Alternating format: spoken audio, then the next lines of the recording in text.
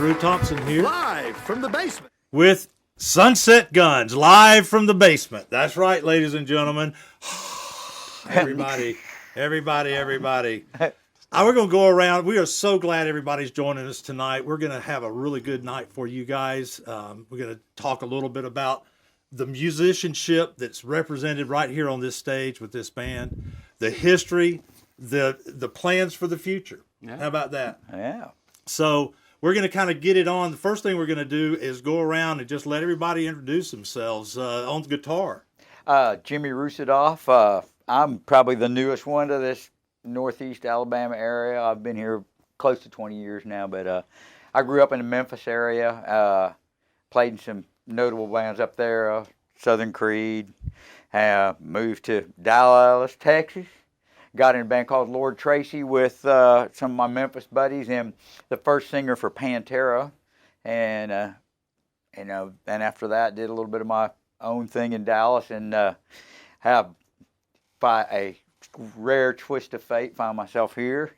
So that's pretty much my backstory. That's it. Well, all righty then. Well, we'll get a little bit deeper into that here in a minute. But to my right is a man who's a legend around here. No, I'm not. No, not? No, I'm not. Okay. I'm Bobby Hendricks. I'm Bobby Hendricks. I play the bass.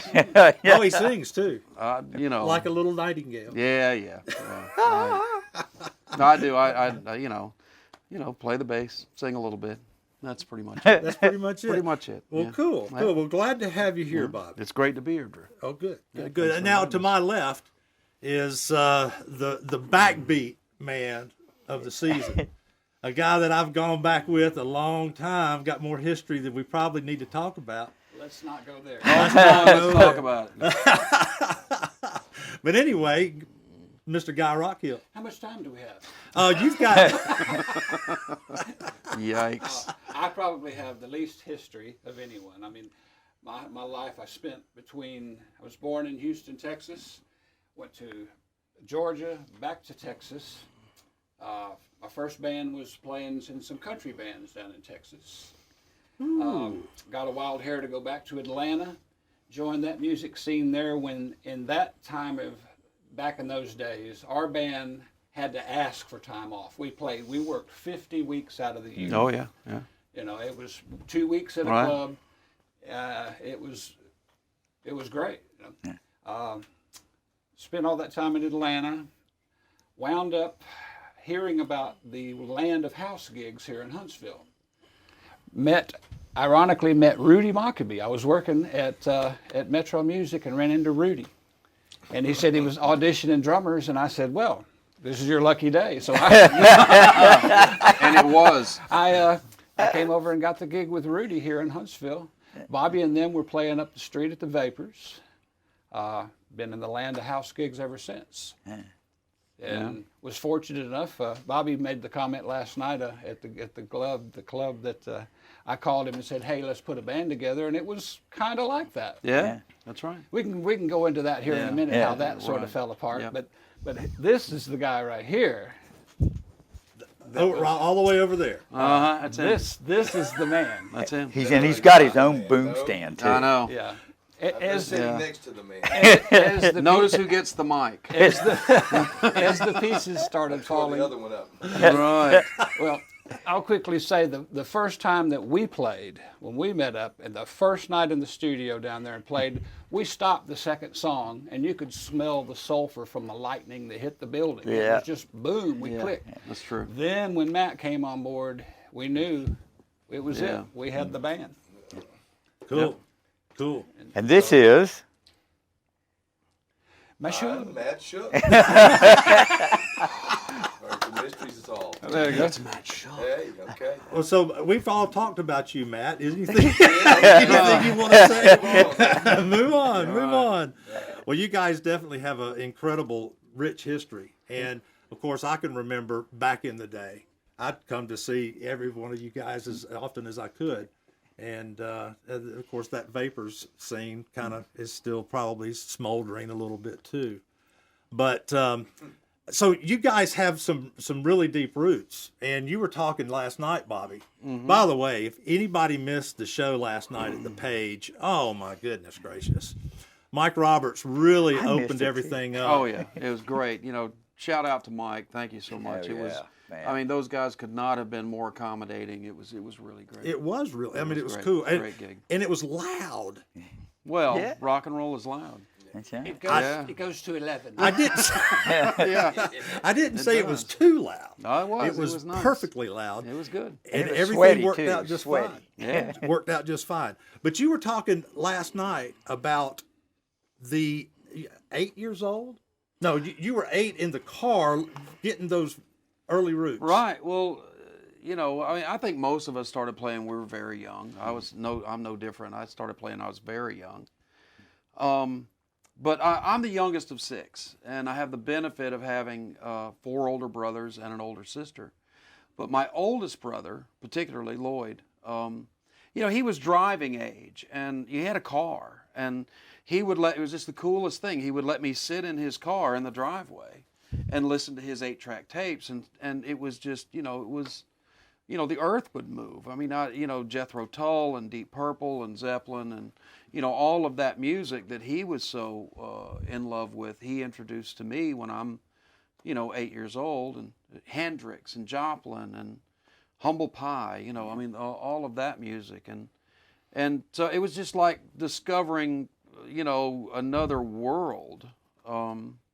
But I remember all of that very fondly, and I think that's a reason why we play a lot of this music that we play. There's a magic that happens when you are able to connect with your fingers and your muscles with something that you're hearing that's coming over the radio. Yeah. Oh yeah, man. Yeah, it was just awesome. It was awesome. And again, unapologetically, I would say that, the intent of this band certainly was not to just be a cover band, but we thought, because the opportunities, started coming so quickly, we've got to have some songs to play. What would we play? Right. And I think we just said, let's play the songs that we love. That's Right. right. Right? I mean, I think that's true.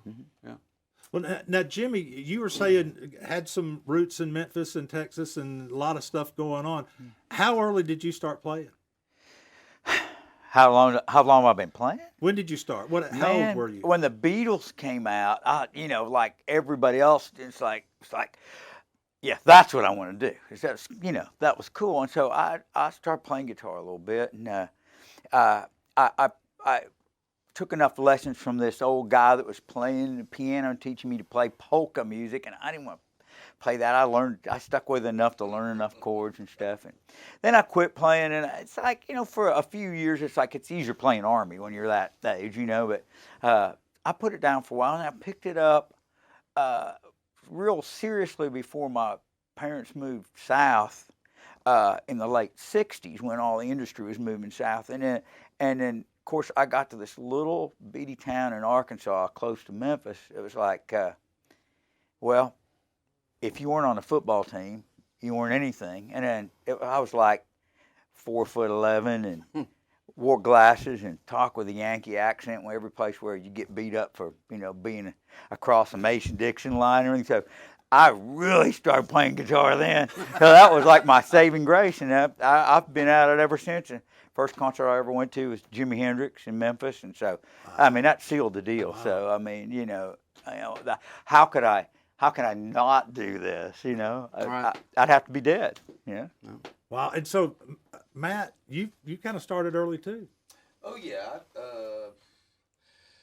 The way it all started for me is they had started a brand new school, a high school, and the highest grade was the 10th grade. And I born in December, so I had a car. And this guy moved down from Virginia, Mike McCoy, really good guitarist. And some other kids, the bad kids from the other high schools, they all threw him in our high school, Cedar Grove. So we all started playing music, and I had a car, so I could sing in the chorus. So I was going to be the singer.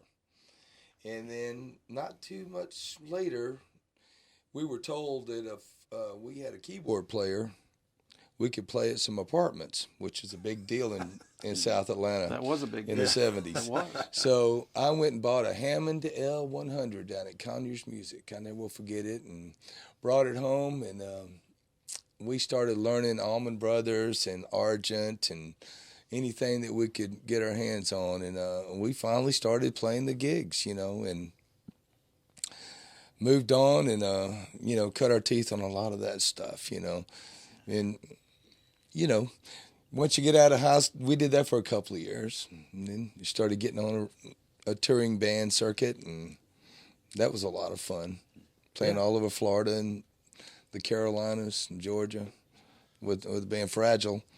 Oh, And cool. we still play to this day, So Yeah. it's like brothers of mine, and we can still do it. So it's a lot of fun. We cut our teeth on a lot of that stuff. Right. And right. it's this music that we're Right. doing now, so it's Right. kind of like, Right. hey, Absolutely, absolutely. And I found out not too long ago, before just 5 minutes ago, when Guy said that he came here and started playing with Rudy, that you were working at a music store in Atlanta, right? Metro Music. Dan and I bought the first keyboard we ever. It was a string machine that sounded awful, that kind of thing, from Metro Music back in the day. I think I still own was it a one. Honer Stringer? I think I do. It was a Honer Stringer? I bought one of those. Yeah, yeah. Well, the motto there was what it lacks in quality, it makes up for in being overpriced. That's good. That's good. So, how old were you when you started kicking around on the skins? Fifth grade, Really? a friend of my brother's brought a drum kit over to the house, and I would just sat back just blown away watching him. And he said, if you can do this with your feet, he said, you can play the drums. So I said, how hard is that? Do that again. He's still trying to get that. Yeah, I'm by the still way. working. But I started tinkering, with beating on pots and pans like every story goes. And my folks finally gave in and bought me a little Slingerland drum kit. That grew up to be the one that you Well, have today? I actually, I wish I'd have kept that kit, but I put Oh, a yeah. picture of it on Facebook at one point. A little honeycomb, really cool old kit. But I got that. Then they, encouraged me to do the band thing in school.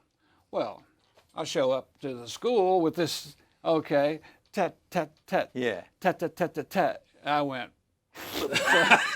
I'd go home and put on a Sam and Dave record and groove on it. And seriously, it started from there.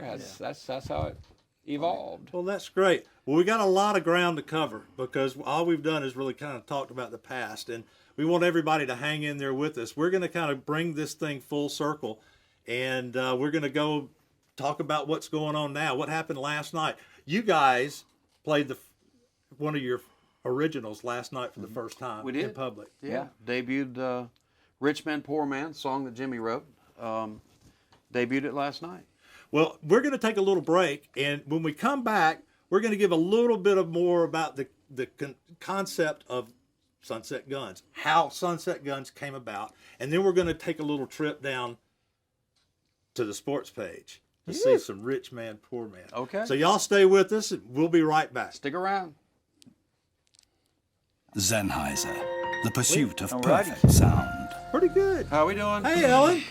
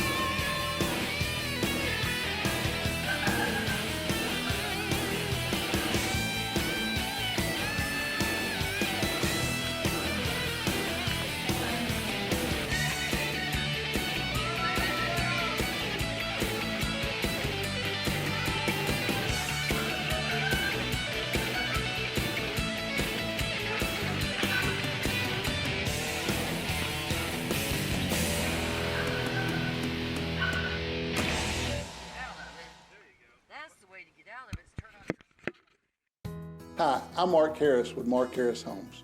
We've been building in Huntsville, Madison County since 1984, and we know that building a new home is the biggest investment you'll ever make. At Mark Harris Homes, you don't have to settle.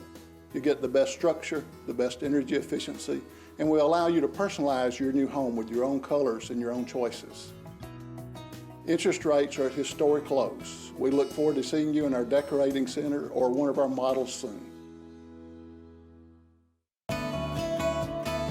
My name is Carrie Letson. I'm the general manager of Grill 29, located in the village of Providence. My favorite dish at Grill 29 is the salmon brulee. Salmon brulee is a perfect combination of savory and sweet, because you get that sweet potato hash that's mixed with mushrooms and nutmeg, and then you have that salmon that's put on top with the brulee crust, and to me it's fantastic. That's right. La la la la. Yeah, I'm on 4G. Well, all righty then. They say that we're back, and so I guess we are. So we're back with Sunset Guns, live from the basement at Yarborough Center. So this is a lot of fun. I don't know if anybody out there is having fun, but we're having fun here. And we're talking about the band. We're talking about Sunset Guns, which kind of brings up an interesting question. You guys have been doing this all your life, and it kind of seemed like some of you just decided, well, okay, we might be done doing this, and then all of a sudden we see you back. So, Guy's phone was muted, everybody. You didn't hear that. But anyway, so what we want to talk about is the concept. How did this band come about? What are your goals? What do you want to do with this band? So I'll take the first one. I'm not sure exactly when. It was, sometime I think back in the fall of last year. Anthony Sharp, he's a great guitar player, local guy. He and his brother have a band, Toy Shop. Yeah. Anthony contacted me, and he had a project that he wanted me to participate in, a Zeppelin thing, and it was a benefit deal that we were discussing doing.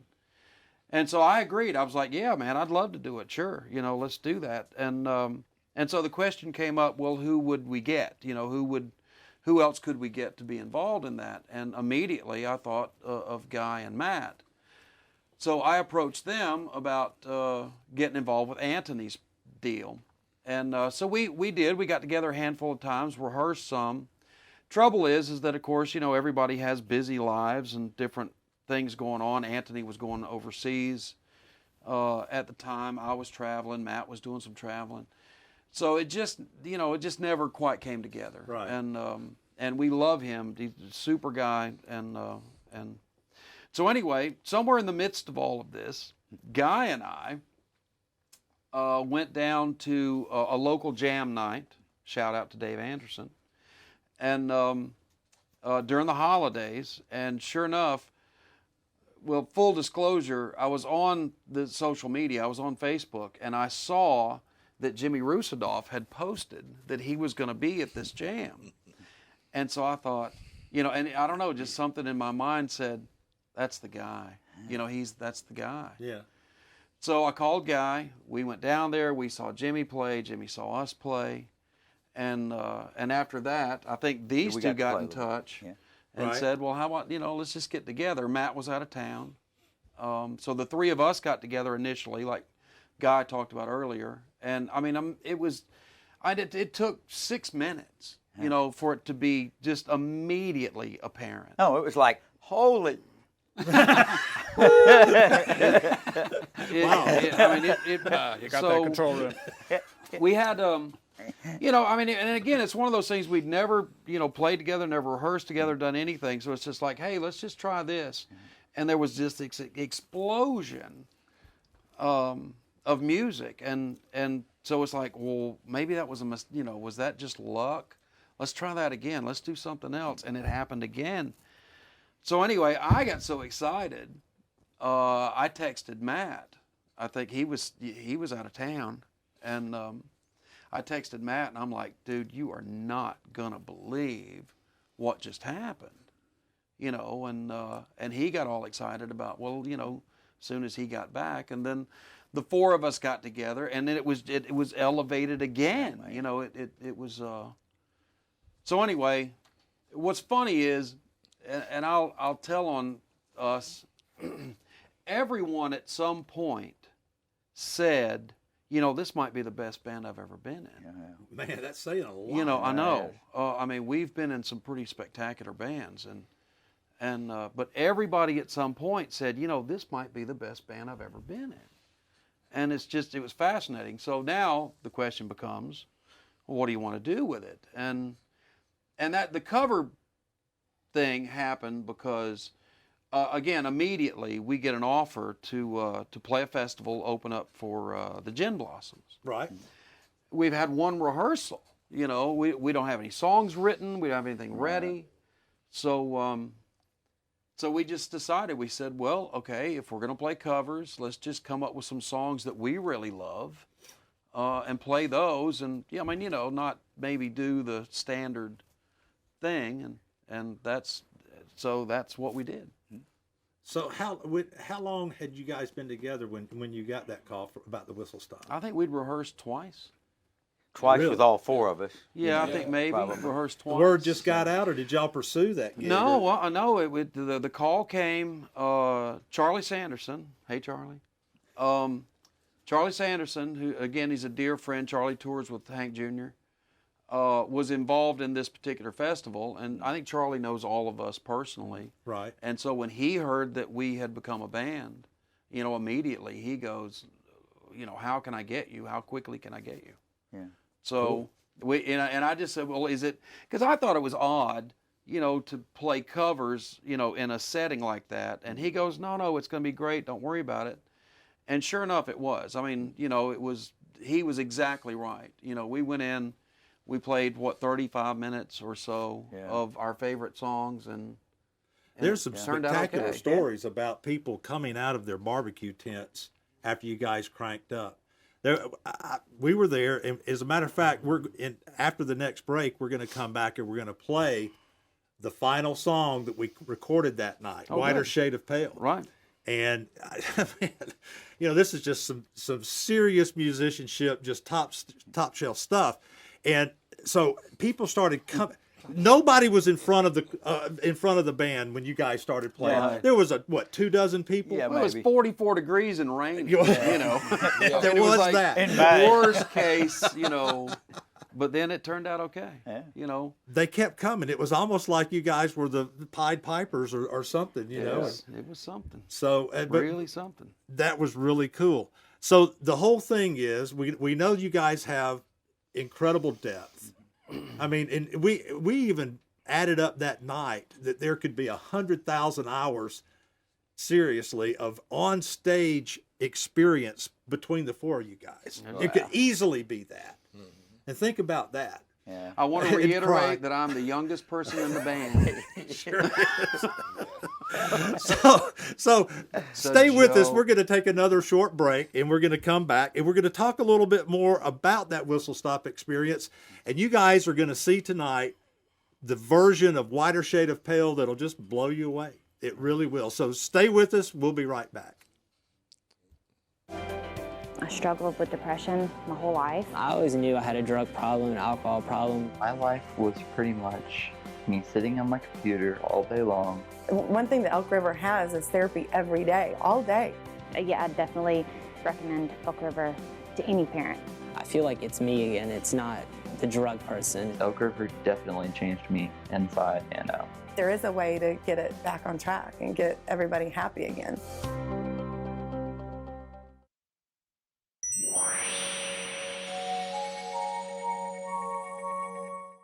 Hey, this is Tony with Tennessee Valley Fence, and we get asked all the time about the materials that we use for our wood fence. We basically have two types of materials. We have a pressure-treated pine and a western red cedar. Now, one of the advantages to the pressure-treated pine is cost. It's a lot more economical fence, so you can really get a nice privacy fence without breaking the bank. The only disadvantage, or one of the disadvantages of pine, is it has a tendency to warp and twist over time, and also has a graying effect. So unless you stain it, it kind of has a worn, weathered gray look, which is not that appealing to us, to some people. We also offer the cedar, which is a step above the pine. It has a tendency to stay straight. It doesn't warp. It doesn't twist. It does cost a little bit more, than the pressure-treated pine, but for about 30% more than the pressure-treated pine, you're getting twice the fence. The average lifespan of a pine or a pressure-treated pine fence is about 7 years. With the cedar, you're going to get at least 10 to 15 years out of that cedar fence. So you can actually pay a little bit more up front and get the cedar. You're not going to have the maintenance. It ages gracefully. It looks a whole lot better. But if you want to save some money, just get a fence up, contain the dogs, contain the kids, then the pressure-treated pine might be your best bet. You can always stain either one, and it's going to last you a lot longer if you do stain it. Tennessee Valley Fence, you'll love us around your place.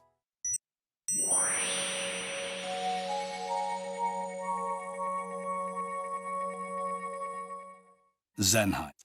All right. Pursuit well, of perfect sound. How about that, huh? It's just that TV magic stuff going on. All right, so 44 degrees. But when we went on stage, it was 44 degrees and raining. I hope anybody out there, by the way, if you're out there watching, feel free to text in. We have an amazing social media person. That Nicola Corbett is out at her desk. Nicola. We're going to get her a camera for future shows so she can show her sweet face. Mm-hmm. But anyway, she is monitoring. If you have something to ask, questions, we're going to kind of do a little question answer period a little bit later. Keep it clean, guys. But anyway, all right, so 44 degrees. There was like 24 people out front, and this was at the Whistlestop. Now, somebody told me that you guys might have got cut short that night. We did. I mean, and that's not that unusual. We got the hook, yeah. Y'all did get the hook. Well, at least it wasn't the gong. Yeah, it's true. No, you know what? And I can sympathize. People who have done this kind of work and who have, street festivals, these kinds of gigs, inclement weather and that sort of thing. The production guys were running way behind, and so everything just gets thrown off. The schedule is supposed to be one thing, but then it becomes something else. Right. So we just appreciate the opportunity to get to play as much as we did. All right, so let's talk about Whiter Shade of Pale. One of my favorite songs from, when they released it. Whose idea was that? I mean, you don't hear a lot of bands playing Whiter Shade of Pale. Well, I had an idea. We were talking about stuff before Matt even showed up, and we're thinking about stuff with keyboards, and because I've been wanting to play in a band with a good keyboard player for years, and it always seems to be, three-piece based bands where I'm just riffing all the time. I want more textures and that. So this is one of the ones we came up with, and I told these guys before Matt even showed up, I said, man, I've got an idea to do this song. Just do it differently. Like just start with just voice and guitar instead of it being such a big keyboard song. Of course, there's no guitar leads in it. It's all just the chords underneath it and sort of Hendrix it up a little bit maybe in some places. And so, we kind of went with that. So Bobby, it was going, yeah, that sounds neat. That's a different approach and everything. And then Matt comes in and, we're working on some stuff where he's playing harmonica, like some of the Deep Purple thing with Lazy and everything. He goes, well, I've got that organ lead on the, the da-da-da-da-da. Yeah. I can do that on a harmonica. And said, why don't you just do that on the first little organ solo instead of, which is like, oh man. I mean, it's just kind of made an extra dimension for that and removed it from just being okay, we're going to mimic this cover tune, and it's really put a lot of us into that. And then of course Bobby says, well, it would really sound good, I think, if I'm playing a fretless bass on this, so you can kind of just boom, slide into those things. That might have that been guy's that idea? might have been guys' idea. Oh, I thought maybe you were playing the fretless drums there. Right. Yeah. The skinless I mean, drums. Because I know how well Bob plays that, and I just heard those slides in there. Yeah. So that's why, and it just took a life of its own, and it just made it something different where you still pay the homage to the original song, but it's not just okay, we're going to do note for note, because we really don't do note for note in this band. Because all of our favorite artists, they would record it one way, but then they'd play it maybe 50 different ways, and that's kind of what we do. Hey, I want to throw something in about rehearsing with these guys. We always made that comment, that's the best band we've been in. I've heard the comment, I look forward to coming to rehearsal. But even at rehearsal, the energy level is up. I sit back and look, and Bobby's sitting there looking at Matt. Jimmy's over there just wearing it. I mean, That's true. The energy level at rehearsal is just like it is on stage. Oh, yeah. It's truly It is. So as Whiter Shade, as it developed that evening we worked on it, it'd be like, oh wow, let's try that again, and then it just evolved. Yeah. And You know, and Matt, we really thought that Oh, my God. your vocal on that song. Oh, it just nailed it. You know, I saw the lyric sheet up on one of your music stands. I was like, that's a cool song. I like that. You know, last night it was a little different than it was at the Whistlestop. A little bit. You know, a little bit. I prefer the Whistlestop because we had a piece of that. So, I prefer the Whistlestop because I didn't screw it up like I did last night. No screw-ups in music, my friend. No screw-ups. This was a jazz improvisation for a festival crowd. Well, the fact we were playing a bar, you think that had anything to do with it? No. Well, there was a lot of folks there last night. I mean, it's probably one of the most packed crowds I've ever seen at the Page. It was pretty packed. It really was. And we really appreciate you people coming. Absolutely. Very cool. Yeah. Absolutely. Well, I think what we ought to do is just kind of take a trip right on down to the Whistlestop Festival and see about this song, Whiter Shade of Pale. I'm going to let y'all give us some feedback after this song. Let us know what you think, because it's pretty good. So without any further ado, Whiter Shade of Pale.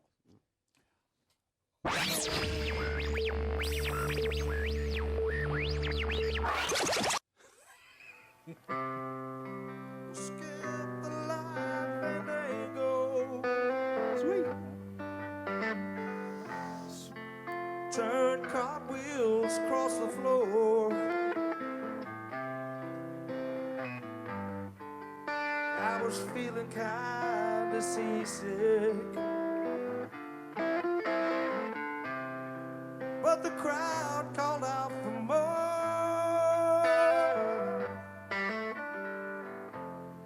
and the room was humming harder as the ceiling flew away. When we called out for another drink, the waiter brought a tray, and so it was later, as the miller told his tale, that her face at first just ghostly turned a whiter shade of pale.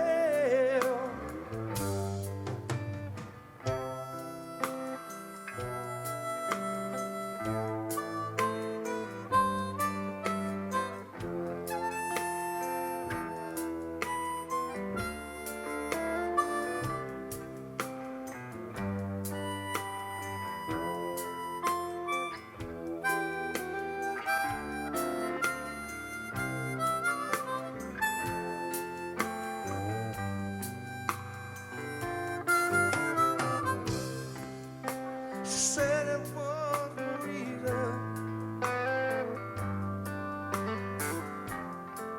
that the truth is plain to see. But I wandered through my playing cards.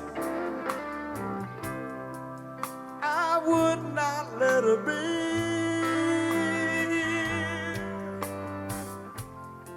One of 16 Vestal virgins who were laden for the coast. And I know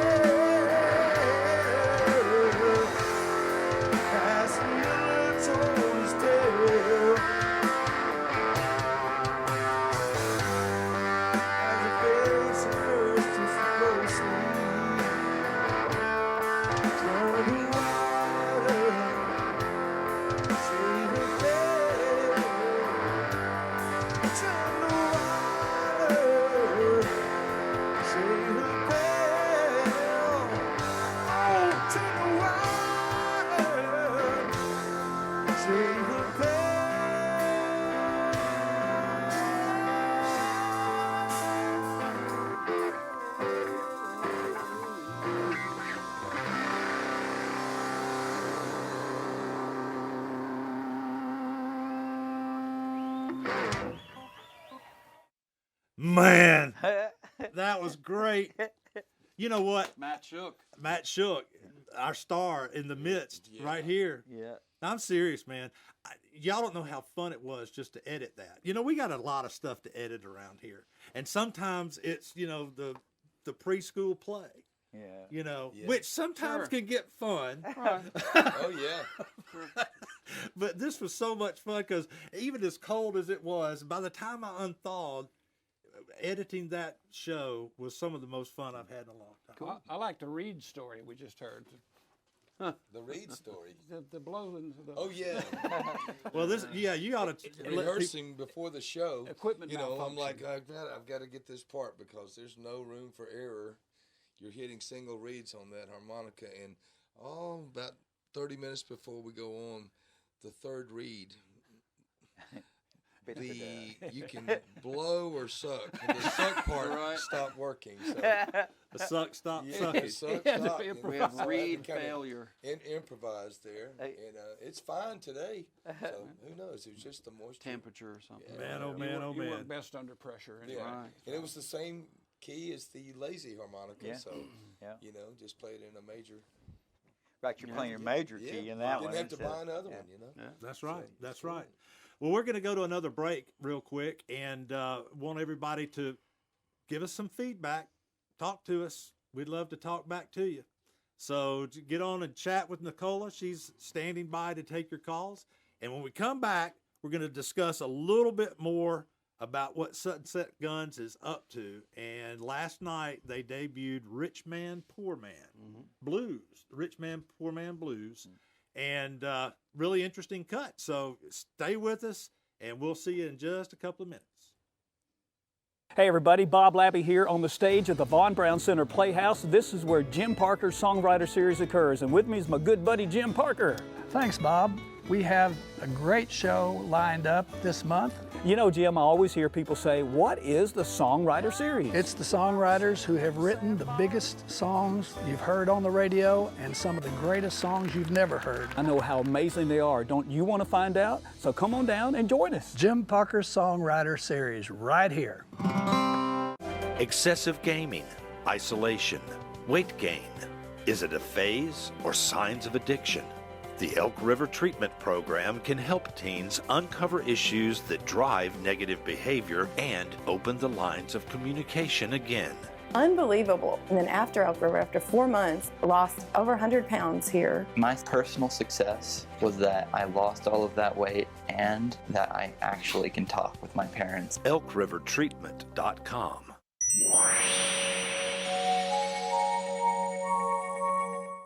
Hello, my name is Richard. I'm the production manager here at Tennessee Valley Fence. Today I want to talk to you about our aluminum fencing. Here in front of me I have a classic style fence which has the flat top. And here to my right we have what we call a Wilmington. It has a flat top and it has a spade picket coming through the bottom. To include in our styles, we also have two different styles that come through the top, one alternating spade picket called a Blue Ridge and another one with spade pickets coming across called a Chicago. This aluminum will last you a lifetime.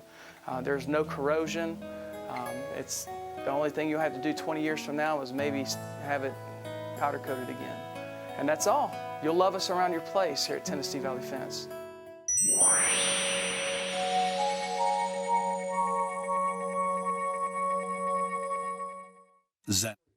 And we're back.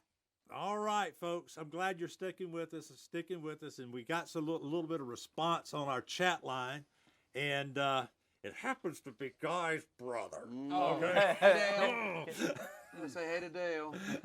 That's the other brother. The older brother. So now what's he sent me another a text. brother further?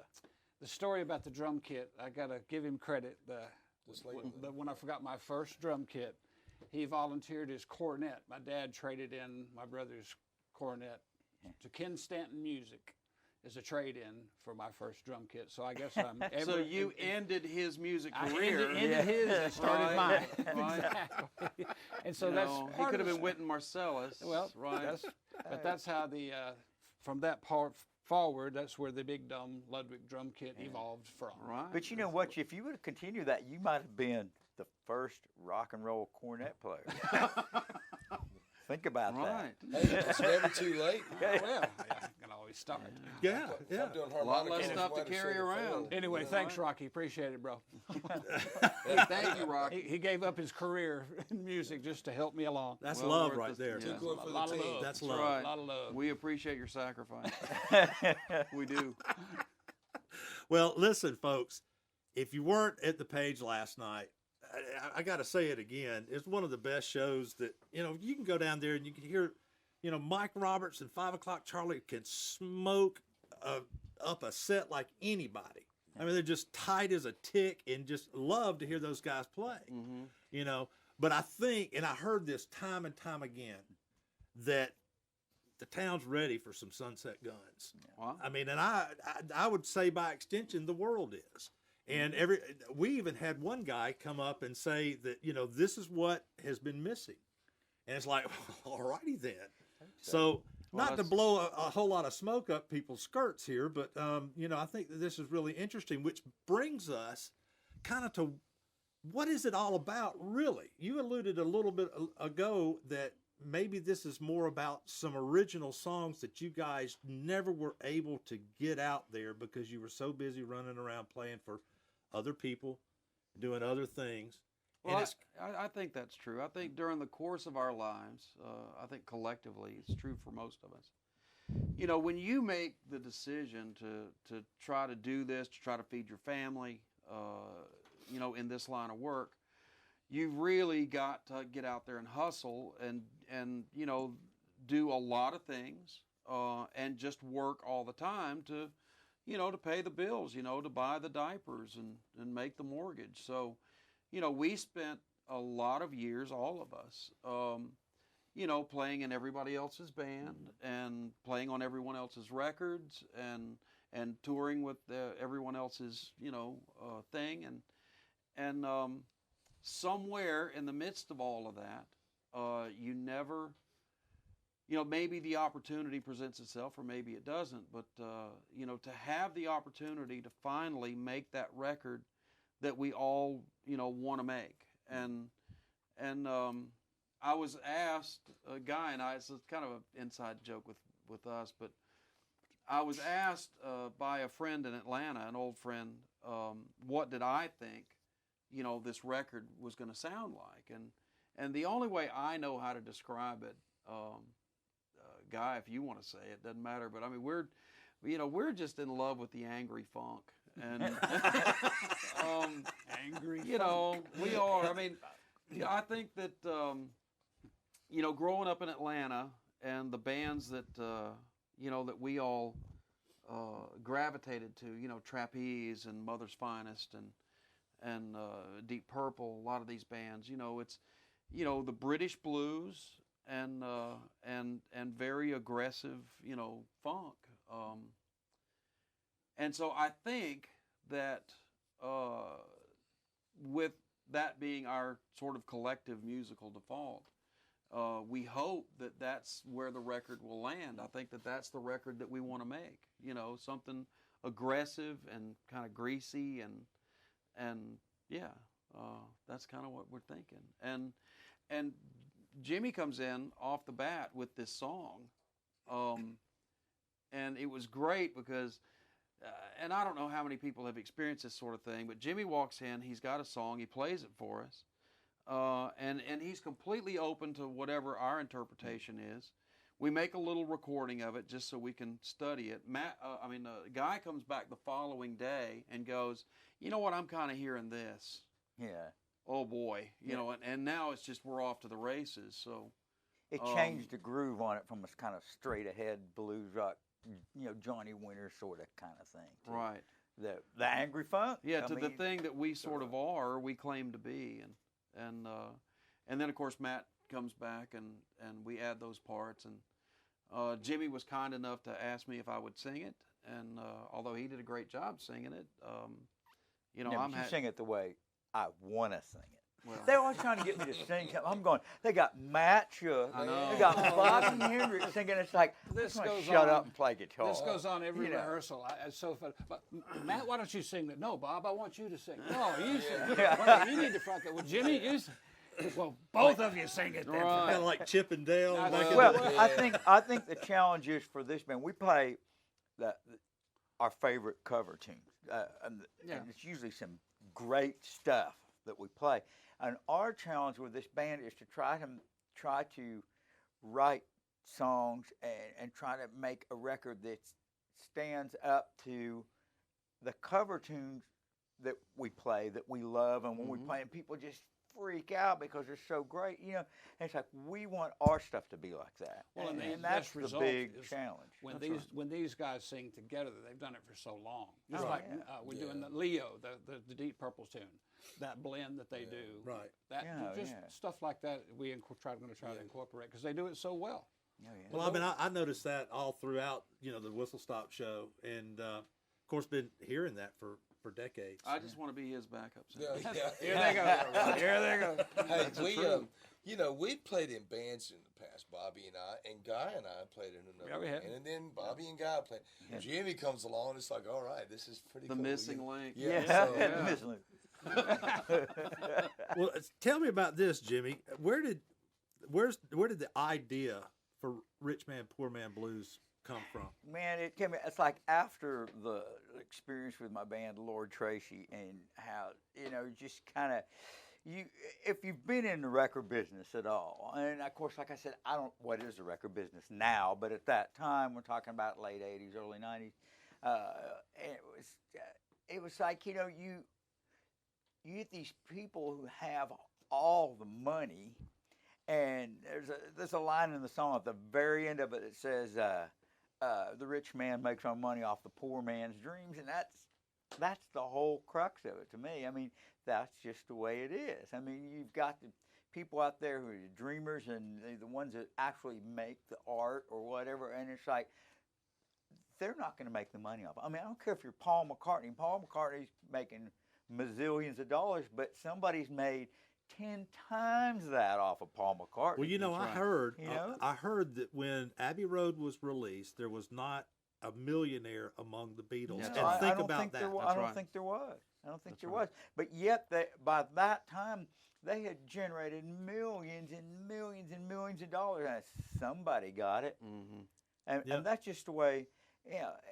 That's the way it's kind of structured like that. And like I said, now it's more of a do-it-yourself kind of thing. I don't even pretend to have an idea how the record business, if there is such a thing anymore. Well, that's a common even thing works. too. So many bands back in the day, hungry and anxious, have signed the bad deal. Right.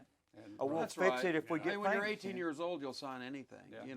and many have done that. Yeah. I will say this: when Jimmy sent me the lyrics, he sent me the lyric sheet to the song so I could study it and try to do something with it. I just love the message of the song. What he's trying to say. That we are, we are committed to this art. I mean, this is who we are. This is what we do.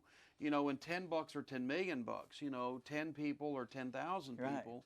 This is who we are. It's what we're going to do. And so it just really spoke to me, the message of the song. So, well, great first song out of the chute. Well, how about this? We recorded that last night. And as a treat, okay. I think what we ought to do is throw to that song and let's watch that and let's kind of get a glimpse of the future. This is our little time machine right here. Okay. We're going to go into the future a little bit. Well, it's not the final mix.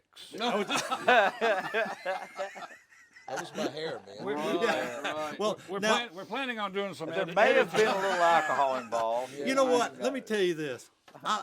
These guys are the easiest people to work with because no, we're not. they understand that live is live. And how many times have you bought an album? I had Scott Boyer come up to me and tell me that my favorite album in the whole world growing up. Greg Allman Comes Alive, the double album from Carnegie Hall. He goes, well, you wouldn't know it, but only one song was recorded at Carnegie Hall because we sucked that night. But live is live. Okay, ooh, sorry about that. And speaking of which, so I tell you what, we're going to go take a look at this song, and here again, light us up. Let us know what you think. So this is Rich Man, Poor Man Blues from the Sports Page. Turn it up.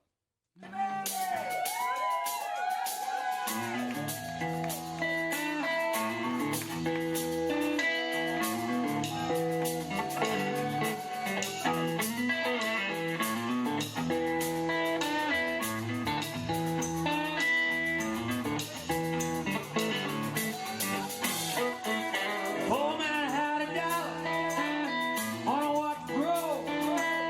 Took it to the rich man, say, tell me what you know. Rich man say,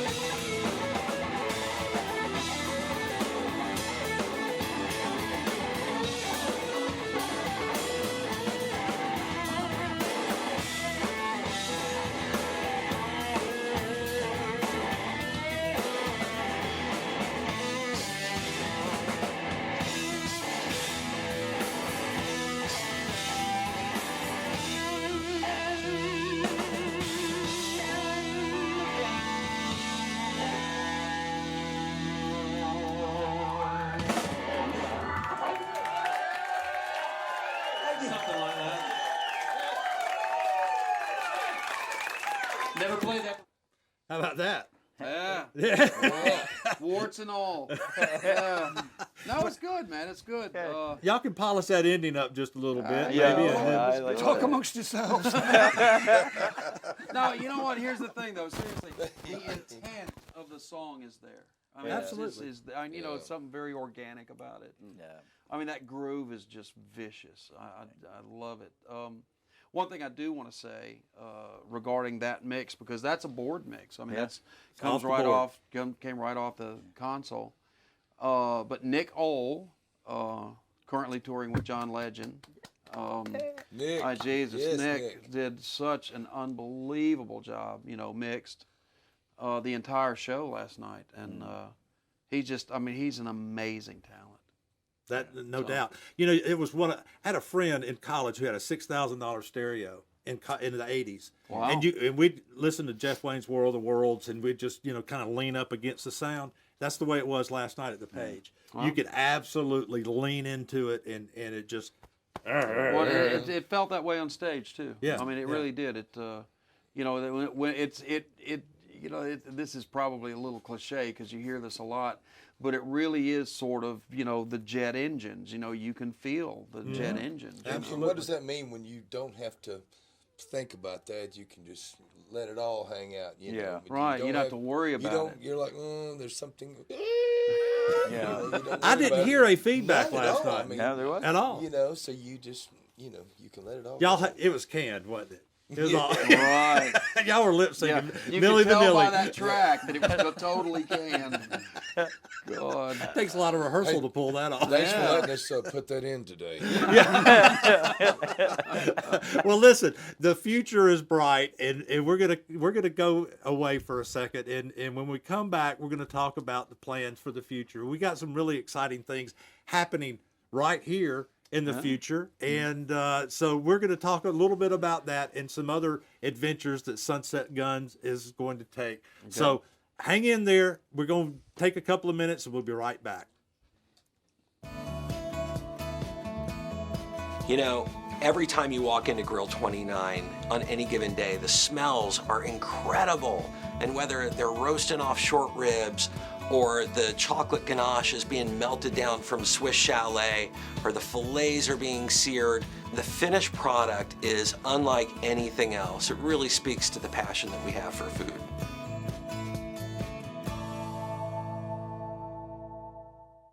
Hey there, real estate developer, builder, and realtor. Are your marketing efforts driving traffic to your website and people to your subdivision and model home? If not, then video introductions and virtual tours from New Media Production may be the solution.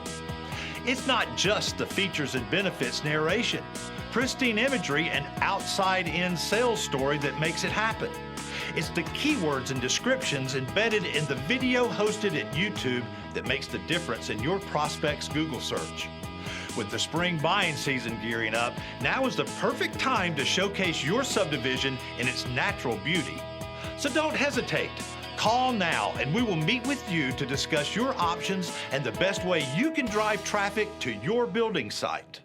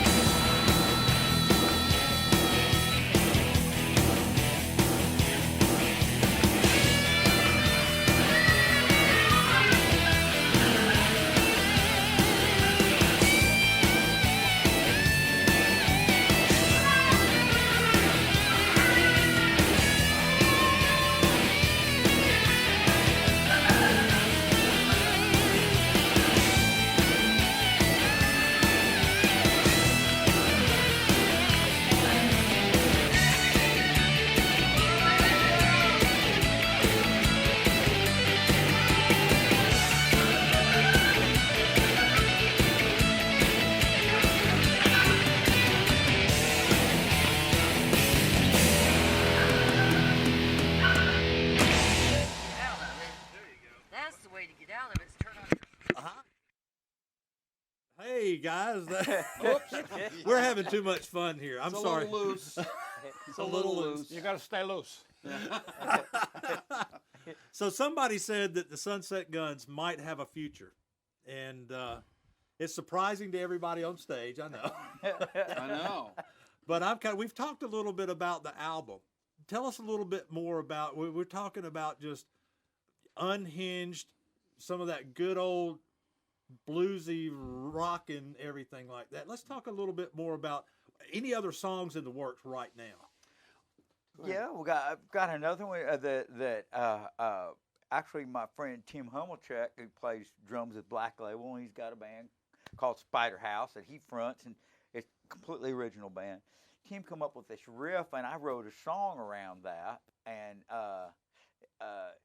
it's about my time living in Zurich, Switzerland, and about a place called Longstrasse, which is Long Street, and it's about all the girls that hang out on the corners down there. So Sweet. It's a pretty good historical. I'm getting excited from a historical already. Perspective, mind you.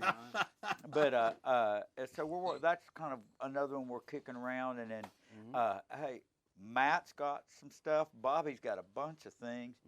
And we're just gonna mash them up. It's been a lot of time. We've been on vacations. We've been out of town and stuff. So we've had a lot of stuff on hold. The rest of this month we're going to poke around, and probably in August we're just going to be jumping on it with both feet. That's cool. That's cool. Yeah. Well, we've been contacted. Several studios want to work with us, and so again, right now we're just in the writing and the preparation phase, and I think that the first step, we usually is it takes a little time, to come together as players, and that was one of the things that was completely unexpected about this band was that, it took no time at all. It literally took minutes. Yeah. To go, okay, well, we can do this. Right. To even get an idea of what that signature sound is going to be, you wouldn't. There's already continuity from one song to the next to the next. So I think we already know what we sound like as a band. So now it's just a matter of, of choosing the material and getting the material together, and we'll go in and cut it. Right. Right. Well, I know everybody's excited, and we will be kind of sitting with bated breath waiting for the release of this album. So if I'm just Joe Schmo out there, or Stanley Smedley, and I wanted I know Stanley. Do you? I know Hey, Stan. Excuse that Right. microphone. But if I wanted to know a little bit about what's going on a regular basis with Sunset Guns, what do I do? Where do I go? Are you guys got a Facebook page, or what's going on there? Oh yeah. Facebook page, baby. Facebook page. Sunset Guns.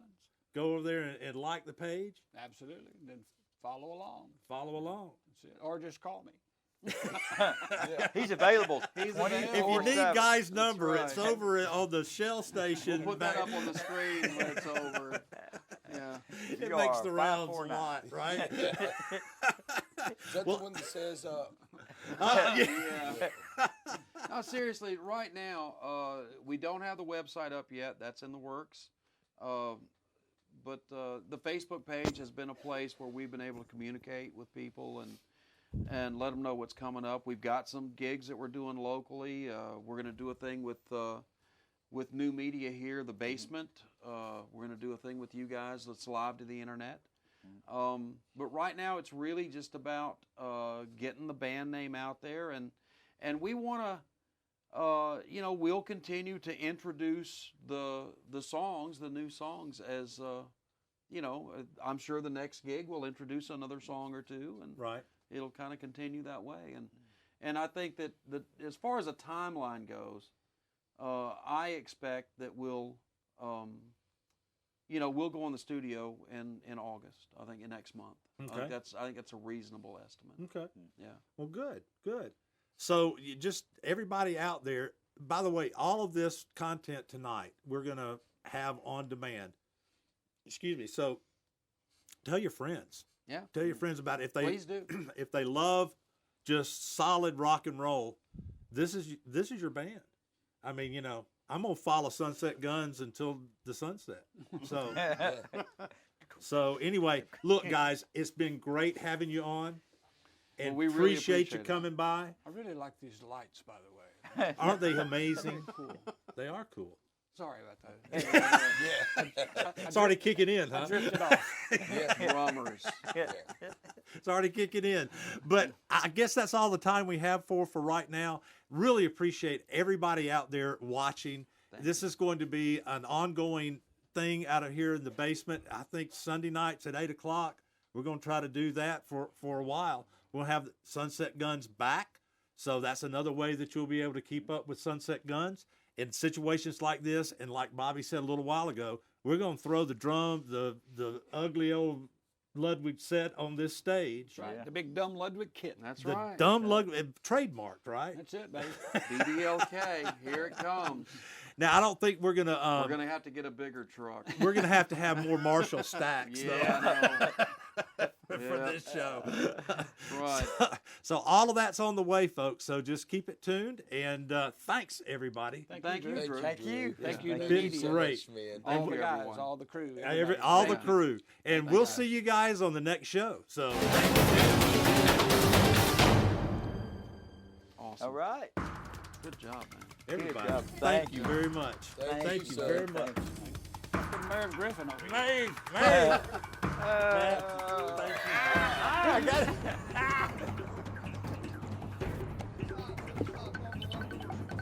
It's going to go to black.